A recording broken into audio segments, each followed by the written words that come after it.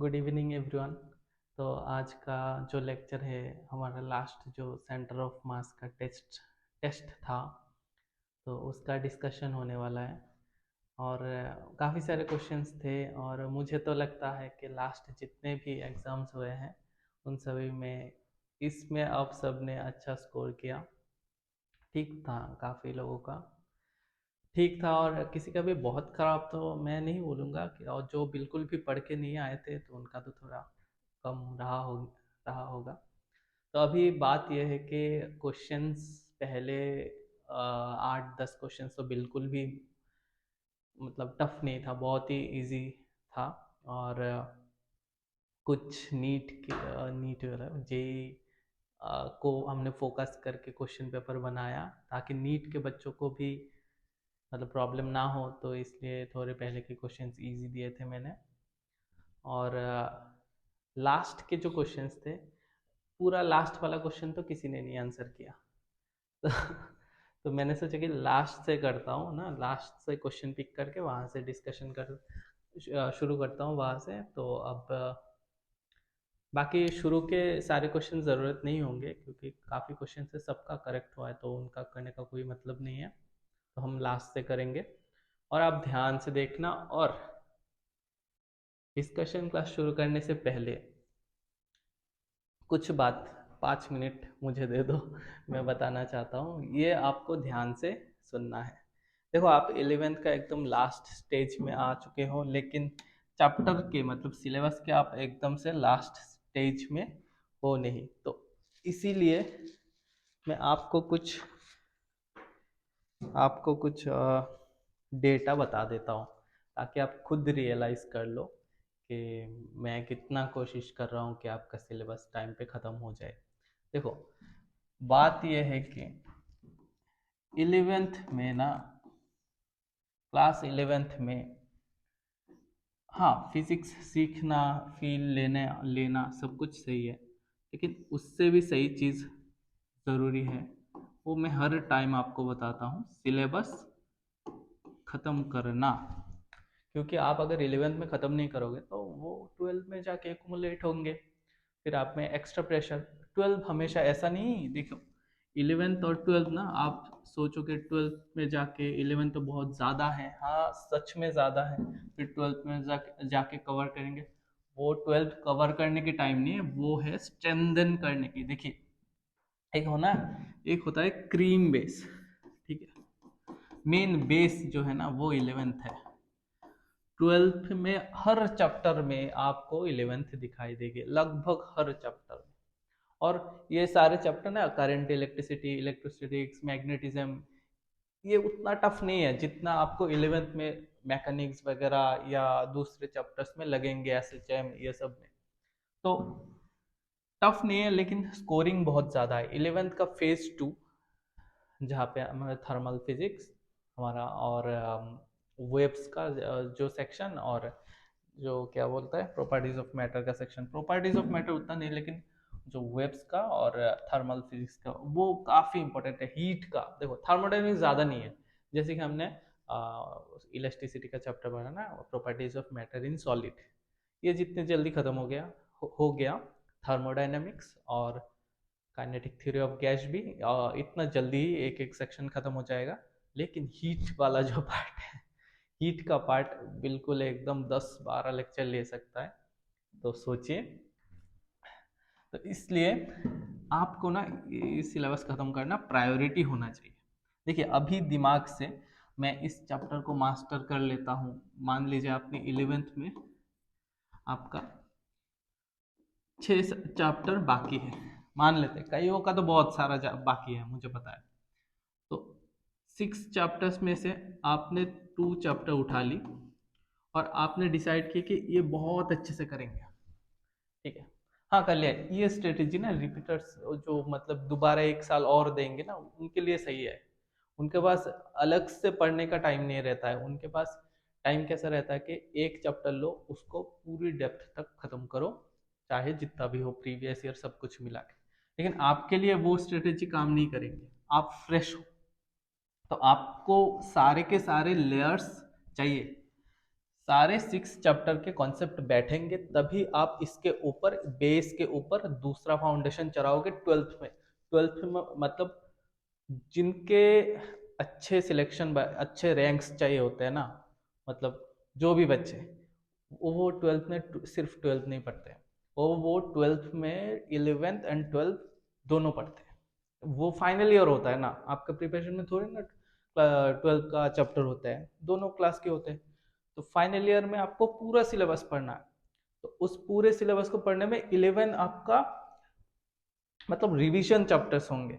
वो ऐसा नहीं कि आपको 11th नए से ऐसे कभी आप मेरी बात मान लो कि मैंने एक साल मैंने देखा, मेरा उतना एक्सपीरियंस नहीं ले इतना हो गया है, मतलब आईआईटी मटेरियल है ऐसा बच्चा, ठीक है। मैं बोल रहा हूँ कि वो आईआईटी डिजर्व करते हैं लेकिन मिलता ही नहीं, वो टाइम की बात है। उन बच्चों को वो जब आधे रास्ते में मेरे पास आए थे ना, उनका 11th का ये जो फेज 2 वाला पार्ट है ना वो हुआ ही नहीं, मतलब वो पढ़ा ही नहीं। सोचो आप, टिल 12th का सितंबर नवंबर आ जाता है, 12th खत्म करते करते 12th पढ़े 12, तो तब तक उनका 11th का आधा से आधा ऑलमोस्ट आधा बाकी है। उस सिचुएशन में एक स्टूडेंट के हाथ में वो चाहे जितना भी डिजर्विंग हो उतना ग्रिप नहीं रहता है उसके चैप्टर्स पे सिलेबस पे, तो वो कैसे स्कोर करेगा, कॉन्फिडेंस कहाँ से आएगा, है ना। तो यही रीजन है कि जेई का पहला अटेम्प्ट सब लोग कैजुअली लेते हैं और अप्रैल अटेम्प्ट के भरोसे बैठे रहते हैं। तो ऐसे आपका जोर तोड़ के हो सकता है लेकिन आप मतलब बेस्ट नहीं दे सकते, ठीक है। तो ये आप एकदम दिमाग में बिठा लीजिए, सिलेबस आपको ख़त्म करना है। फिजिक्स हमारे हाथ में है क्योंकि आपका गाइड मैं हूँ और मुझे पता है हमारा ये सिलेबस हाथ में है, ठीक है। वो हम करेंगे, बाकी चैप्टर्स का उतना भी मतलब कुछ चैप्टर आपको आपके पास ऐसा हो सकता है, मैं शुरू से समझाया था लेकिन अभी भी ऐसा हो सकता है कि मतलब केमिस्ट्री हो बायो हो वो हाथ से निकल गया, ऐसा अगर हो 2 महीने तो है आपके पास, 2 महीने 1 हफ्ते, तो अगर ऐसा लगे कि मैं अगर पूरा पूरा दिन वो चैप्टर पढ़ लूँ तब भी ख़त्म नहीं होगा ना, उसमें डिमोटिवेट भी नहीं होना है। देखिए, डिमोटिवेट होके क्या मिलेगा ना, जो हाथ में है उसी में काम करो, जो गया उसे भूल जाओ। हिस्ट्री से लर्निंग लेना है, उसे याद नहीं रखना है, ठीक है। हिस्ट्री पेनफुल ही रहा होगा आपका, तो उससे लेसन्स लेना है, मैंने क्या गलती की, और लेसन को पिक करके स्टोरी को भूल जाओ, ठीक है। नया स्टोरी बनाना शुरू करो। ओके। तो हमारा ना अभी के मैंने जो ऊपर ऊपर का मेरा जो स्टैट्स है, मैं हमेशा सब हिसाब करके रखता हूँ जो भी चलना है, और आपको आपको भी लाइफ में कैलकुलेट करके चलना है ना, गोल दिखना चाहिए कितना दूर है, मैं कितना स्टेप कल लूंगा, कितना आज लूंगा, तो यही होता है, होना चाहिए। तो हमारा लगभग 52 से 60 और 65 एक्सटेंड करे तो आवर्स का मतलब क्रीम लेयर इतना ही है, 52 आवर्स का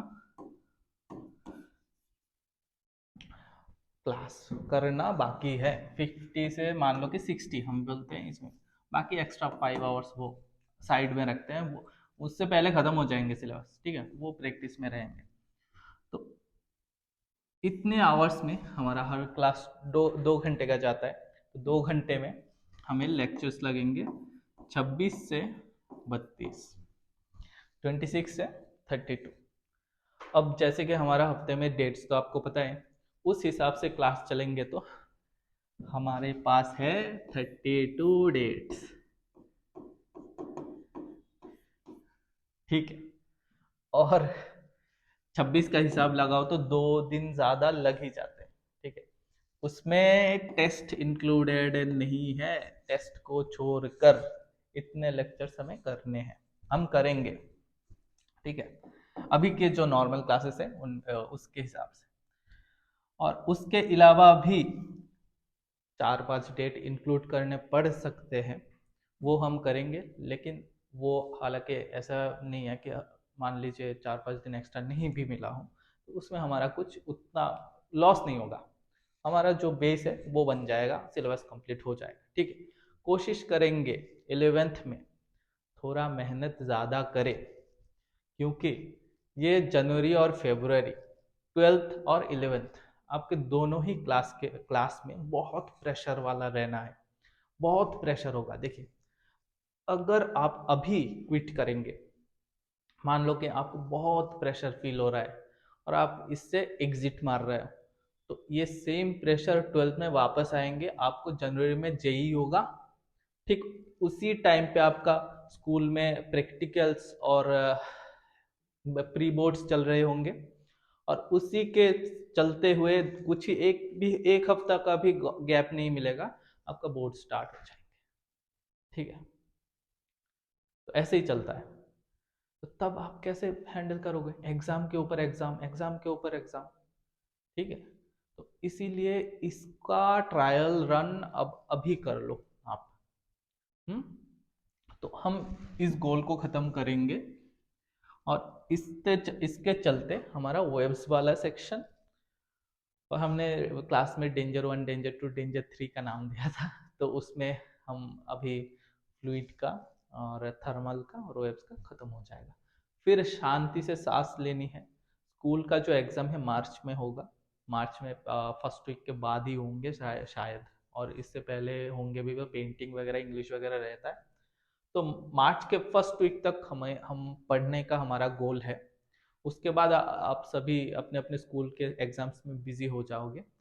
बीच बीच में हम हमारा क्लास बंद नहीं करेंगे, आप लोग इंटरेस्टेड रहोगे तो प्रैक्टिस जारी रखेंगे, और एग्जाम खत्म होने के बाद आपको लगभग एक हफ्ता, 4-5 दिन जितना भी मिले, एक गैप मिलेगा।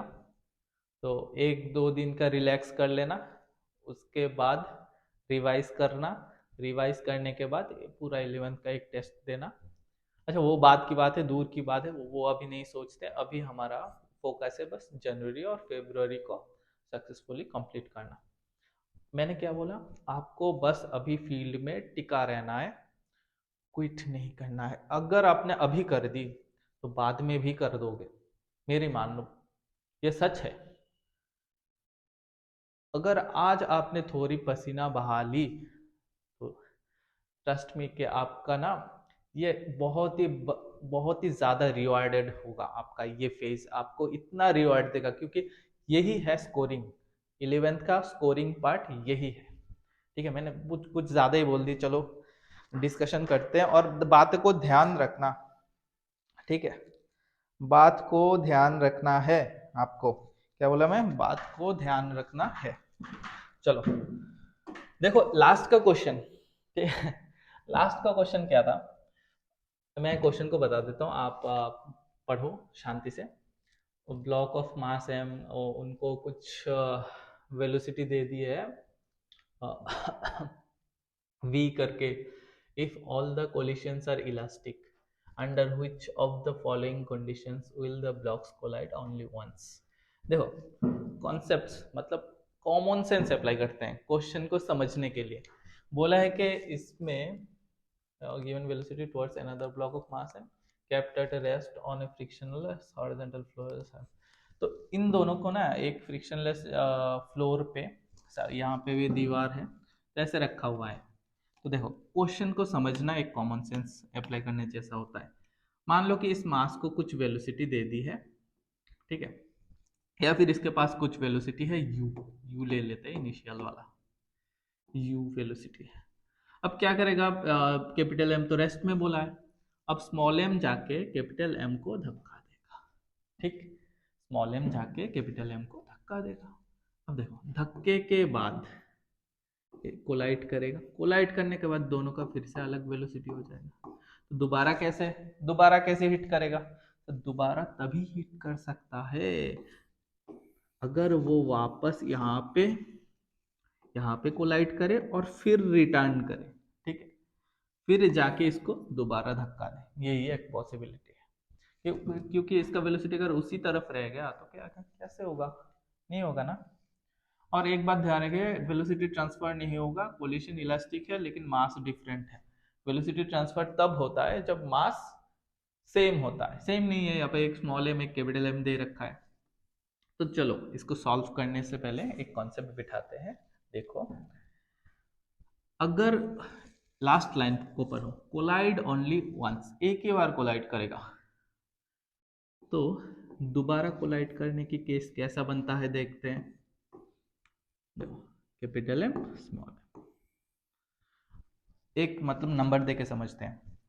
अभी इसका वेलोसिटी 0 है, ठीक है, इसका मान लो कि कुछ 10 ऐसा कुछ है।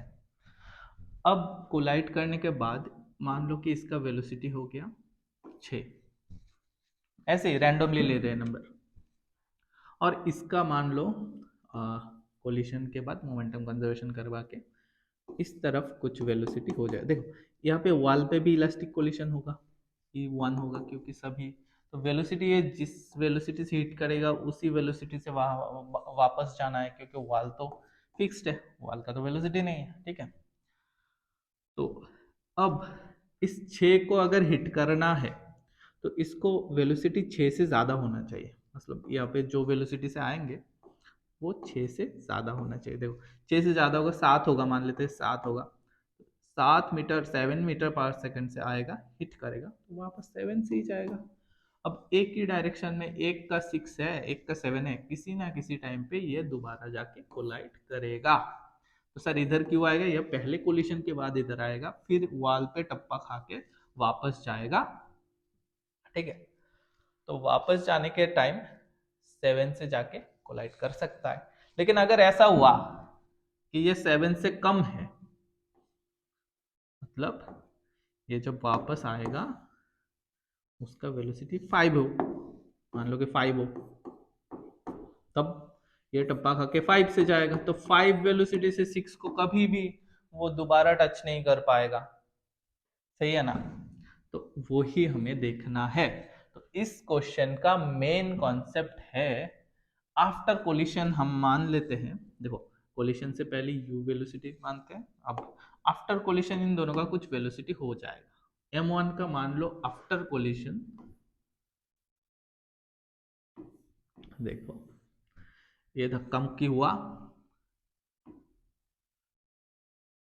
धूमधाम धाम, धक्का मुक्की के बाद सिनेरियो कुछ ऐसा मानते हैं कि इन महोदय का v2 स्पीड हो गया और पहला ब्लॉक का स्मॉल m का v1 स्पीड हो गया, इधर ही आना होगा ना।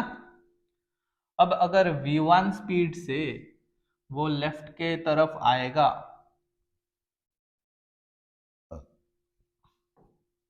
और हिट करके वहां जाएगा, तो दोबारा कोलाइड ना करने का कंडीशन ये होना चाहिए कि v2 जो है, कि v1 जो है, v1 अगर ज्यादा हो गया v2 तो दोबारा कोलाइड करेगा।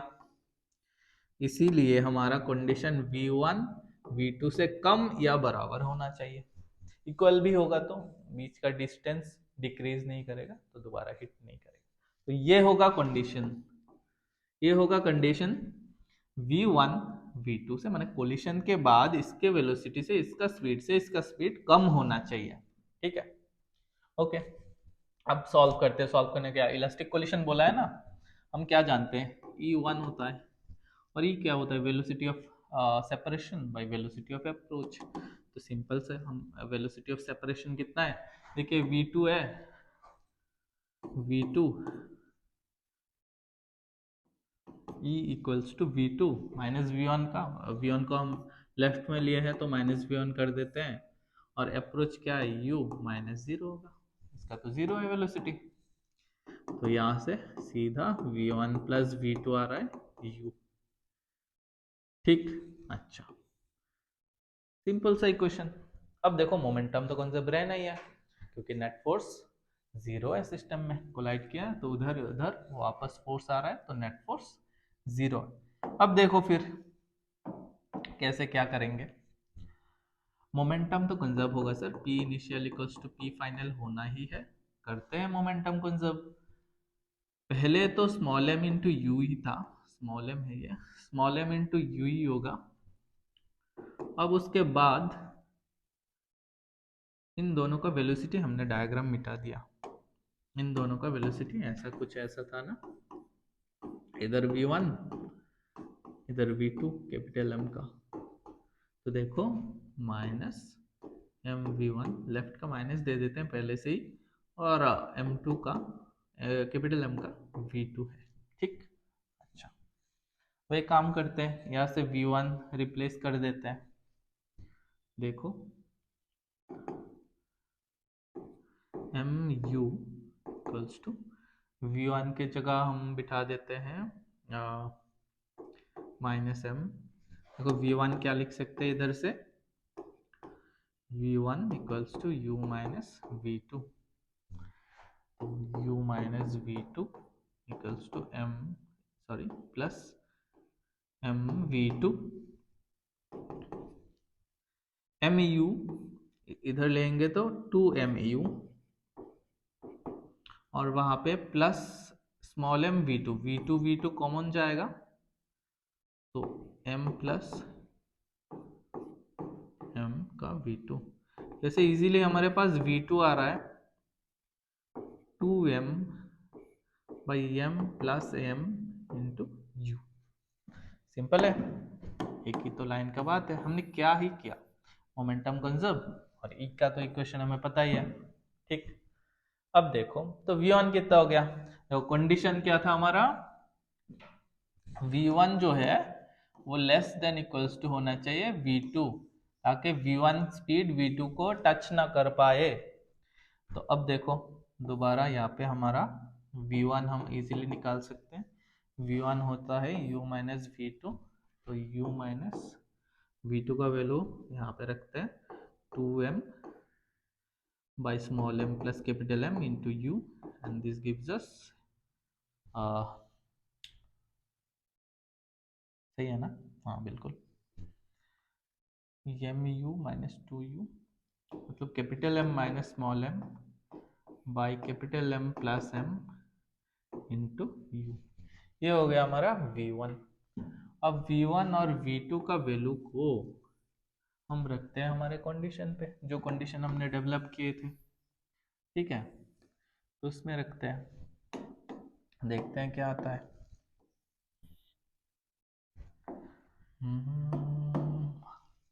v1 वो है capital M minus small m by capital M plus small m into you.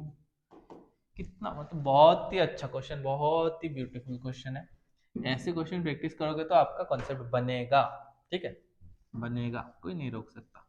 अरे क्या लिख दिया मैंने, ये होगा less equals to v2 2m u divided by m plus m। इस इनइक्वालिटी को सॉल्व कर देते हैं, काटो, और ऊपर से क्या हो जाएगा, कैपिटल एम यू को राइट साइड में ले जाएंगे तो 3mu, and this gives us, and this u काटते हैं तो capital M is less equals to 3m। Option number sir B. कैसा लगा? तो अगला देखें, फिर से समझ लो, हमने E का इक्वेशन अप्लाई किया यहाँ पे, यहाँ से v1 प्लस v2u कर सकते हैं इलास्टिक कोलिशन पे, और दोबारा क्या किया, मोमेंटम कंजर्व किया। ये दोनों तो कुछ नहीं है, आपको समझने वाली बात है क्वेश्चन, मतलब सेकंड टाइम कोलाइड करेगा तो इस कंडीशन को रखेंगे।